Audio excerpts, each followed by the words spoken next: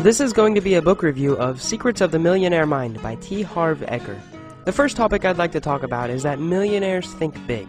When you were growing up, it's really easy to get stuck in this scarcity mentality, that there's only a small amount of stuff and things to grow around. Millionaires are stuck and create the abundance mentality, which means that there's enough to go around and more can always be created. You have to understand that anything you want in life can be created again and again and even multiple times. You can watch my video on the magic of thinking big for more helpful and insightful tips on this topic, but the basic message is to keep the insane creativity you had as a child and never let anyone take it from you. Anything is possible in your life, and the only thing that limits your life is yourself. The second topic is that millionaires play to win. They don't play to avoid losing. They don't play to get second, third, fourth, fifth, sixth, seventh. No, they play to get number one. When you think of poor people, most people think of someone who is living paycheck to paycheck, struggling to eat. If they have the mentality that they need to start searching for food tomorrow, they can't focus on thinking big, which is a huge drawback. And I understand this is a situation for many people. However, if you are poor, try with all of your might to focus on winning, not avoiding to lose. And what I mean by this is that instead of worrying what you're going to have for dinner, or what clothes you're going to wear, or being afraid to quit your job, just go ahead and eat whatever comes first to your mind and quit your job and start your business. Obviously, this can be very scary and quite unpredictable, but having a true millionaire mindset means putting small things on the line for bigger opportunities. Which brings me to the next topic, which is focusing on opportunities instead of obstacles. If you can turn every adversity into life into an opportunity, you will quickly become a millionaire. I saw an advertisement for this super awesome product that tied water balloons in under 6 seconds. I quickly realized how many times I got frustrated tying water balloons when I was a child by hand, and I should have taken that opportunity and tried to make some money with it by producing an awesome product.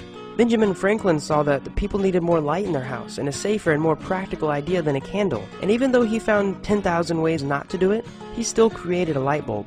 If you have to go to jury duty, try to turn this into a positive experience. Meet people, learn more about the legal process instead of complaining about how it doesn't pay or how the guy should just be hanged. If you spend your time around poor people all day, what you will get is this poor mentality, which is to complain about how many obstacles they have. Leave a comment below if you know anyone who complains enough to kill a camel with their negativity. From now on, whenever you get frustrated, try to think of a way to remove it in other people's lives through an opportunity. That opportunity is what made every entrepreneur ever rich, and will make you rich as well if you can find the way to use it. The next analogy I got from this book is fruits and roots. Many people think that when there is a problem, you can shine it up, make the fruits look pretty, and they'll taste good. This isn't the problem. The author says that in order for the fruits of your life to be good, that is money, relationship, and other aspects of your life, the roots must also be good. You must have great thoughts and actions for the fruits to appear and be healthy. If the roots are dead, so will be the fruit. Are you keeping a monthly income and expenses chart? Are you analyzing your past investments? Do you have a 6-month savings account set up? Have you visited your friends more than twice a week? You must feed the roots and water them every day for the fruits to shine beautifully. The number one thing people complain about is not having shiny and healthy enough fruits, but what they don't realize is that complaining is like pouring bleach right over the roots of their life.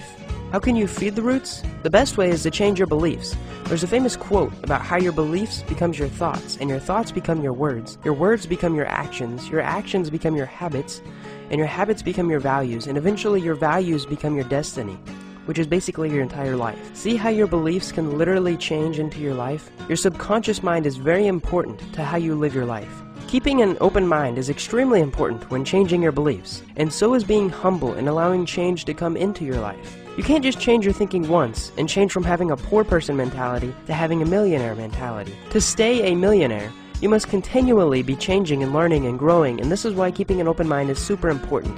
And it is also why people that win the lottery, most of them, end up losing their money within 3 years. Another way to feed your roots is to avoid the complaining and bickering from other people, just as we mentioned earlier. Try to remove the poison like this from your life, whether that is changing your job, your friends, or even some of your family. If they don't add value to your life, or worse, if they remove value, spend less time around them. Complaining doesn't get you anywhere, and millionaires know this. Don't spend any time complaining or listening to anyone else complain, because it's practically useless. The last and probably the most life-altering advice I'm going to give you from this book is to understand that millionaires, or rather entrepreneurs, Focus on results, not what they put into it. I could spend 10,000 hours creating these videos, and they could earn $5 or they could earn $500,000. And as an entrepreneur, that's a risk I'm willing to take because I absolutely love this work. When you work on something, a project, a job, an event, don't expect to get paid for how much work you put in.